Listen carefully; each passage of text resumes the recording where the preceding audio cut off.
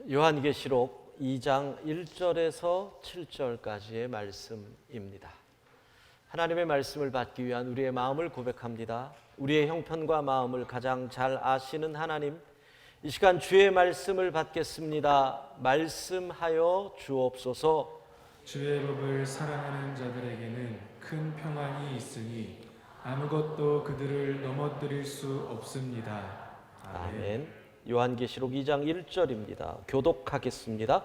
에베소 교회의 사자에게 편지하라. 오른손에 있는 7뼈를 붙잡고 7 금 촛대 사이를 거니시는 이가 이르시되, 내가 내 행위와 수고와 내 인내를 알고 또 악한 자들을 용납하지 아니한 것과 자칭 사도라 하되 아닌 자들을 시험하여 그의 거짓된 것을 내가 드러낸 것과 또 내가 참고 내 이름을 위하여 견디고 게으르지 아니한 것을 아노라. 그러나 너를 책망할 것이 있나니 너의 처음 사랑을 버렸느니라. 그러므로 어디서 떨어졌는지를 생각하고 회개하여 처음 행위를 가지라. 만일 그리하지 아니하고 회개하지 아니하면 내가 내게 가서 내 촛대를 그 자리에서 옮기리라. 오직 내게 이것이 있으니 내가 니골라당의 행위를 미워하는도다. 나도 이것을 미워하노라. 귀 있는 자는 함께 읽습니다. 귀 있는 자는 성령이 교회들에게 하시는 말씀을 들을지어다. 이기는 그에게는 내가 하나님의 낙원에 있는 생명나무의 열매를 주어 먹게 하리라. 아멘. 자, 사순절 7주 동안 부활절까지 요한계시록에 나오는 주께서 소아시아에 있는 7교회를 향하여 하신 말씀을 가지고 주일마다 함께 볼 겁니다. 두 가지 목적이 있습니다. 첫 번째는 우리가 코로나19 시대를 지내면서 가장 염려하는 것 중에 하나가 다음 세대들의 신앙교육입니다. 어린 아이들, 우리의 자녀들이 교회에 나오지 못하는 상황에서 온라인으로 교육받는 것, 그것은 학교 교육도 마찬가지일 겁니다. 그러나 교회 교육은 더 심각한 것이죠. 어떻게 우리의 자녀들을 가정에서 신앙교육할 수 있을까를 고민하다가 올해 예섬집 프로젝트라는 것을 시작을 하는 겁니다. 전반기 7주, 후반기 7주, 이 사순절 7주 동안 예섬집, 예수만 섬기는 우리 집. 그래서 제가 7주 동안 할 설교의 내용을 가지고 가정에서 함께 할 수 있도록 미리 책이랑 공과를 준비를 해서 지난 주간에 이렇게 각 가정에, 우리 교회 학교 아이들이 있는 각 가정에 유치, 또 어린이, 청소년 다 택배로 보냈습니다. 그러면 오늘 이 예배를 드리는 부모님들, 할아버지 할머니들은 어떻게 해야 되느냐? 이 설교의 내용이 바로 예섬집 이번 주 가정교육 내용입니다. 설교를 잘 들으시고 여러분들이 아이들에게 신앙교육을 시킬 수 있도록 모든 것을 다 미리 준비를 했습니다. 예를 들면 이거는 부모님들 보호자용 교재입니다. 이걸 보시면 어떻게 하면 된다. 그다음에 어린이를 위한 예섬집 안에 내용을 보면 아이들이 할 수 있는 모든 공과 준비가 다 돼 있습니다. 유아를 위한 것, 청소년을 위한 것, 이렇게 다 해서 각 가정으로 보냈습니다. 그러면 여러분들이 오늘 설교를 들으시고 아이들과 함께 이번 주에 이걸 꼭 하셔야 됩니다. 또 함께 할 수 있는 작업도 있습니다. 유치, 유아 아이들을 위해서는 이번 주제가 사랑이니까 사랑의 하트를 만드는 거, 또 어린이들과는 함께 목자 되신 예수님을 만드는 이런 작은 이 작업할 수 있는 교보제까지 같이 보냈습니다. 7주께 다 들어가 있기 때문에 매주 설교를 듣고 주중에 자녀 교육을 시킨다. 이것이 첫 번째 이번 사순절 7주의 목표입니다. 두 번째는 뭐냐?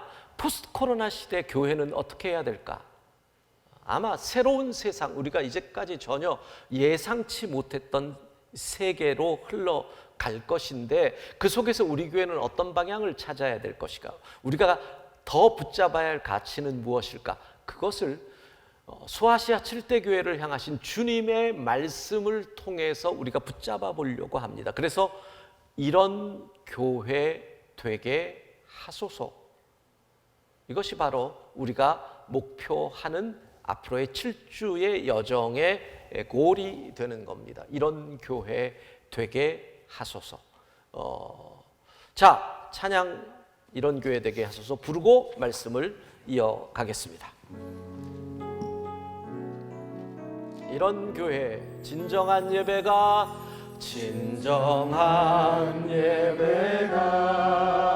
숨쉬는 교회, 주님이 주인 되시는 교회, 믿음의 기도가 쌓이는 교회, 최고의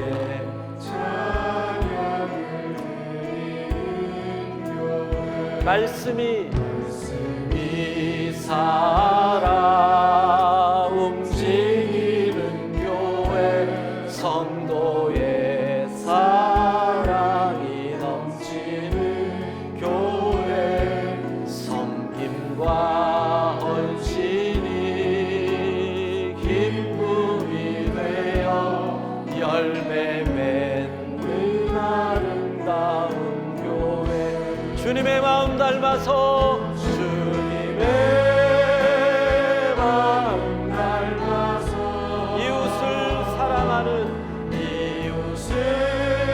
사랑하는 교회, 주님의 영광을 위해서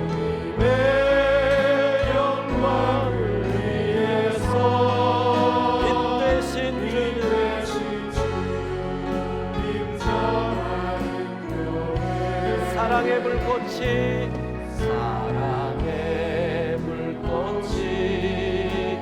활짝 피어나 날마다 사랑에 빠지는 교회, 주께서 사랑하는 우리 교회가 이런 교회 되게 하소서. 주께서 사랑하는 우리 교회가, 주께서 사랑하는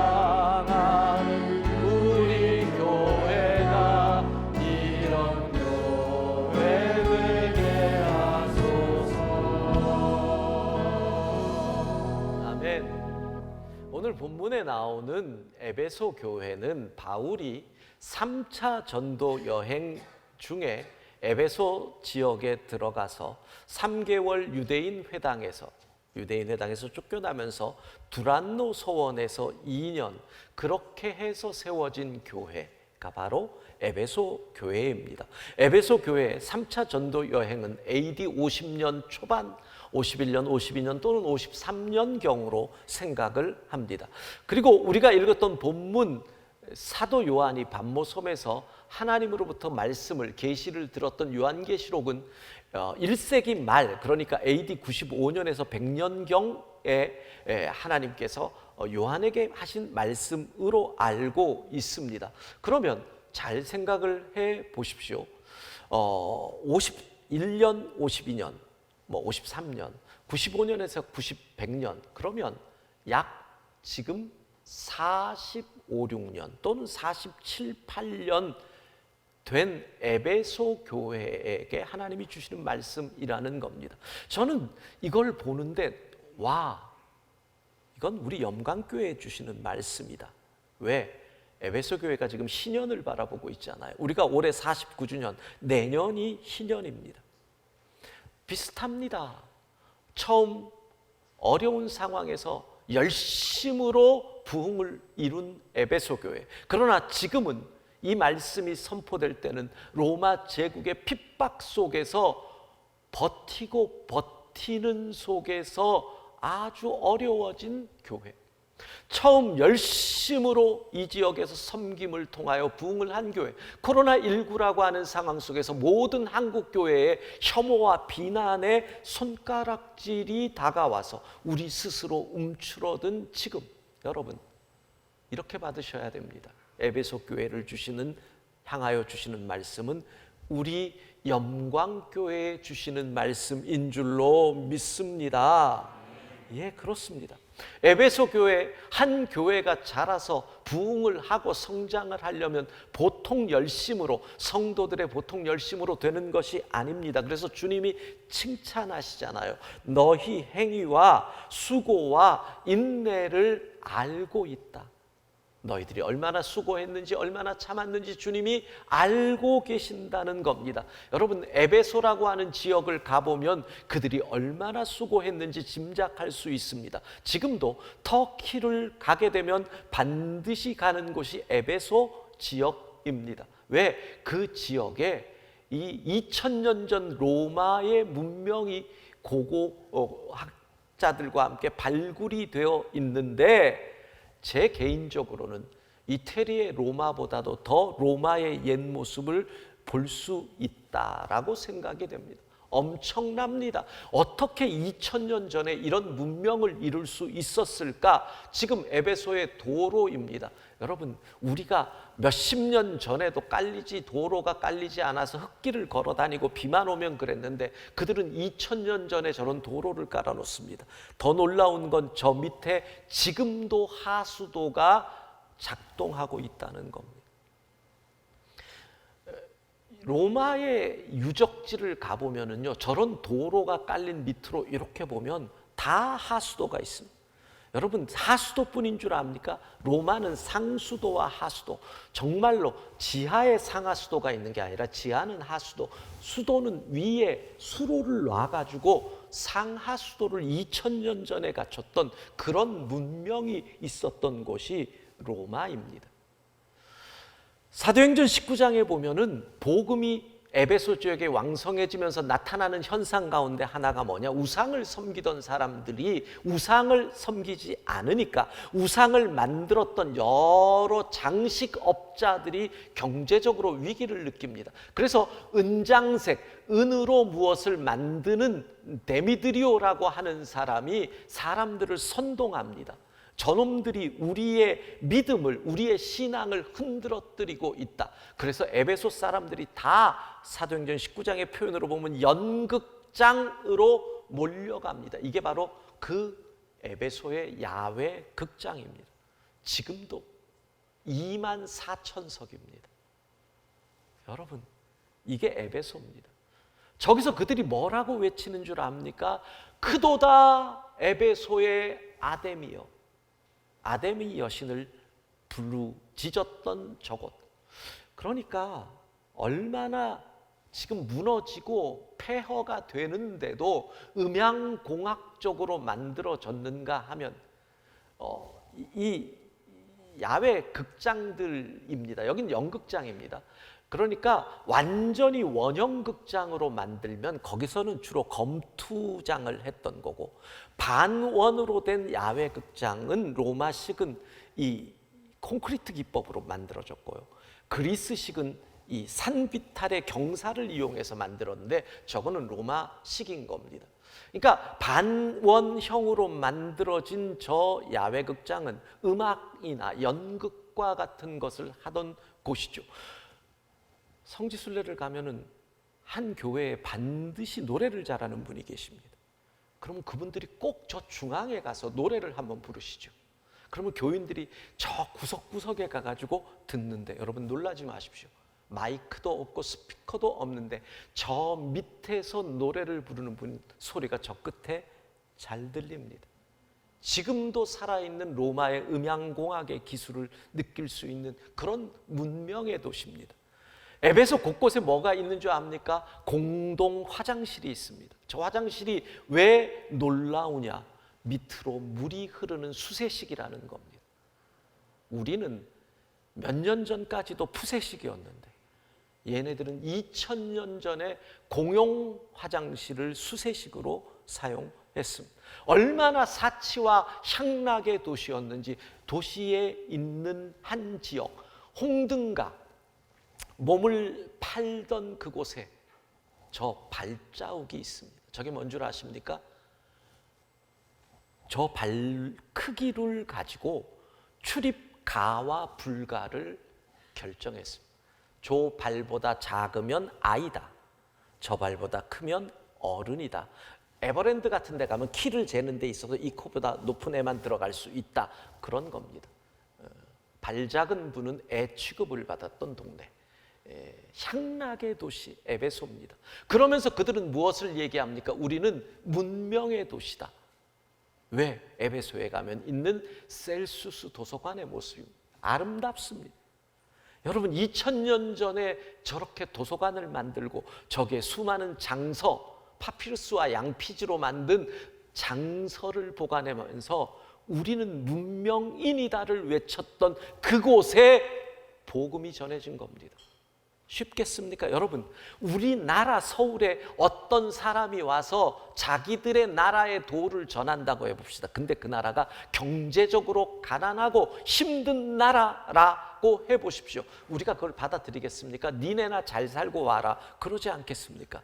근데 바울이 전한 도는 어떤 도입니까? 그들의 식민지의 나라, 이름도 들어보지 못한 가난한 나라에서 온 한 사람이 그 나라 출신의 예수 그리스도를 전하는데 그게 받아들여지기 쉽겠습니까? 힘듭니다. 어렵습니다. 그 환난과 핍박을 이기고 40년을 보낸 겁니다. 그래서 주님이 칭찬하시죠. 2장 3절 같이 읽습니다. 또 내가 참고 내 이름을 위하여 견디고 게으르지 아니한 것을 아노라.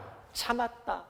예수님의 이름 때문에 견뎠다. 게으르지 아니하였다. 내가 안다. 저는 이 칭찬이 마치 우리 영광교회 성도들에게 주님께서 주시는 말씀으로 들려집니다. 주님이 말씀하십니다. 내가 안다. 너희들의 수고를, 이웃을 섬기기 위한 수많은 노력을 내가 안다. 장애인 친구들을 돌보기 위한 너희들의 애씀을 내가 알고 있다. 코로나19의 어려운 상황에서도 너희들의 섬김이 계속된 것 내가 알고 있다. 그런데 정말 주님께서 우리에게 주시려는 말씀,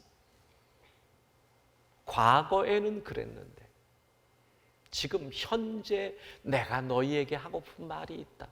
사랑하는 여러분, 주님께서 에베소 교회에게 하시는 이 말씀은 신년을 앞둔 우리 영광교회 성도들에게 하시는 말씀인 줄로 믿습니다. 2장 4절 같이 읽습니다. 그러나 너를 책망할 것이 있나니 너의 처음 사랑을 버렸느니라. 두려움 속에서 엄중하게 말씀을 받아야 합니다. 신년을 앞둔 너희, 시간이 흐름 속에서 처음 사랑을 버렸구나. 여러분, 처음 사랑을 버렸다라는 것은 무슨 뜻일까요? 일반적으로 처음 사랑을 버렸다라고 하는 것에는 이런 의미가 있을 겁니다. 우리가 가졌던 처음 마음, 수줍음, 떨림, 기대, 이런 걸 잊어버리면 처음 사랑을 버렸다고 얘기합니다. 정채봉 작가가 첫 마음이라고 하는 글을 썼는데 그 글의 내용을 보면 처음 마음은 이런 거구나를 알 수 있습니다. 그 글을 가지고 영상으로 만들었는데 잠깐 보면서 처음 사랑, 첫 마음이 무엇인지를 생각해 보겠습니다.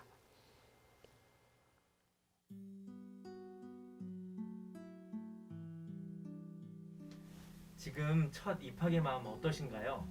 해방감도 들고 설레기도 하고 두렵기도 합니다.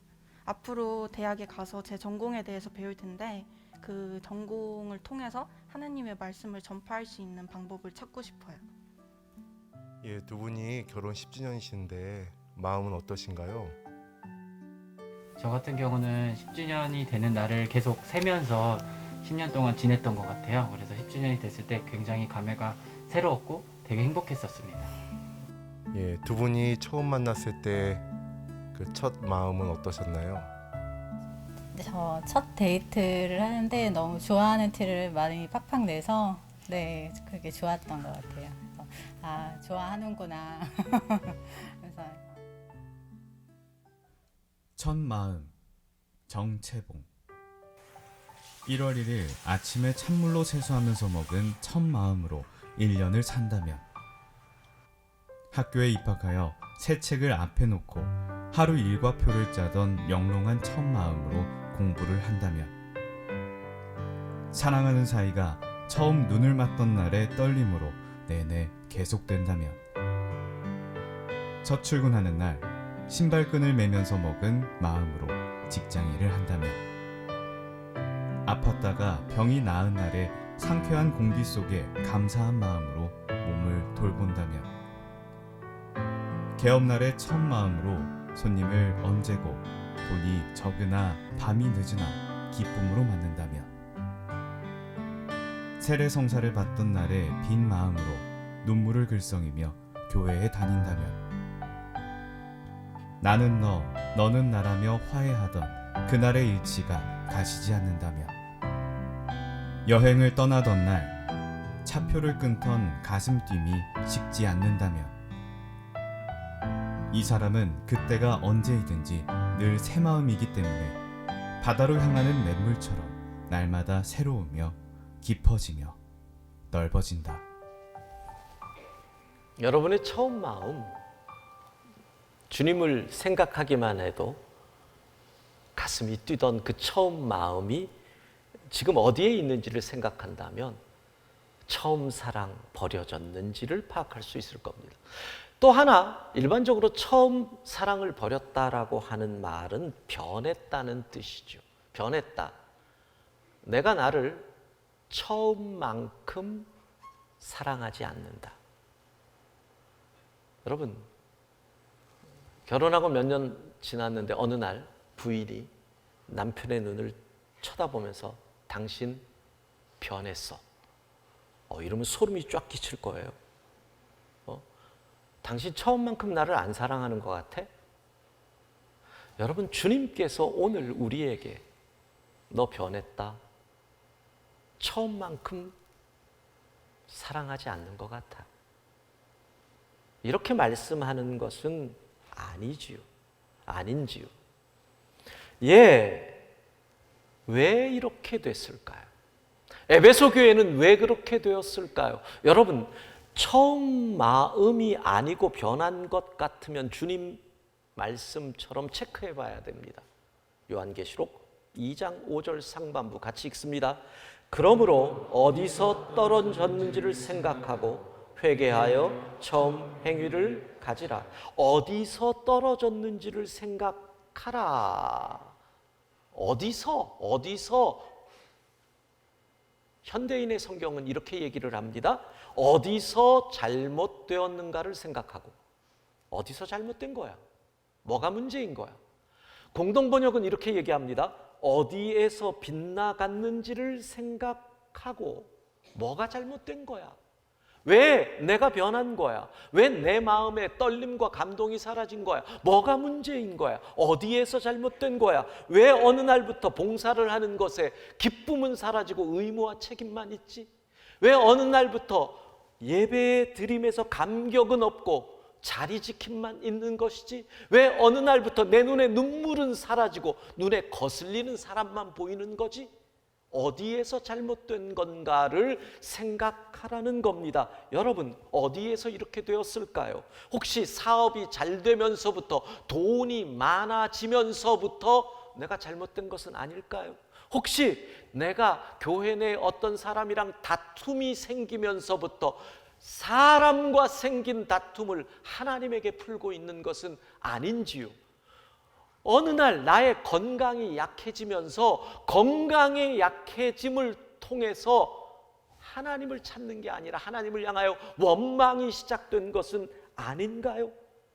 혹시 내가 장로라는 직분, 권사라는 직분을 받음으로 내가 바뀐 게 아닐까요? 어디에서 잘못되었는지를 생각하라. 이게 주님의 말씀입니다. 신년을 앞두고 여러분 체크하십시오. 점검하십시오. 어디에서 빗나갔을까? 그러면 우리는 고민을 해야 합니다. 처음 사랑을 회복하려면 어떻게 해야 될까? 어떻게 하면 주님이 처음 사랑을 버렸다고 하는데 다시 처음 사랑, 감격과 떨림과 감사와 기쁨, 이렇게 주님 앞에 나아갈 수 있을까? 첫 번째는 이겁니다. 날마다 새로워져야 합니다. 이게 중요합니다. 왜냐하면 모든 것은 시간이 지나면 익숙해집니다. 그렇죠? 익숙해지게 되어 있습니다. 문제는 익숙해지는 것이 습관화되는 게 문제입니다. 습관적으로 예배를 드립니다. 습관적으로 봉사합니다. 습관이 되는 순간 감격이 사라집니다. 여러분, 그래서 우리가 이렇게 기도해야 하는 겁니다. 성령님, 날마다 새롭게 하옵소서. 오랜만에 나오셔서 아멘도 안 하시고 날마다 새로우라고 하는데 그냥 습관적으로 이러시면 되겠어요? 성령님, 날마다 새롭게 하옵소서. 예, 날마다 새롭다는 게 왜 중요한지를 아세요? 자, 보세요. 부부가 둘이서 20년 살아보세요. 맨날 그 얼굴이 그 얼굴이잖아요.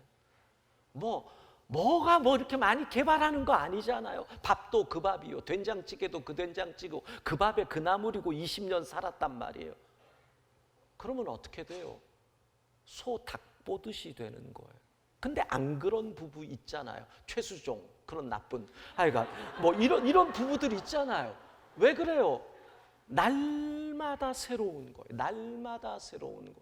여러분, 사람이 말이에요, 날마다 새롭지 않으면, 익숙해서 습관이 되어버리면 어떻게 되느냐 하면 만족함이 없어요. 만족함이 없게 되면 두 가지 일이 나타나요. 두 가지 일이, 첫 번째, 새로운 것을 찾아가요.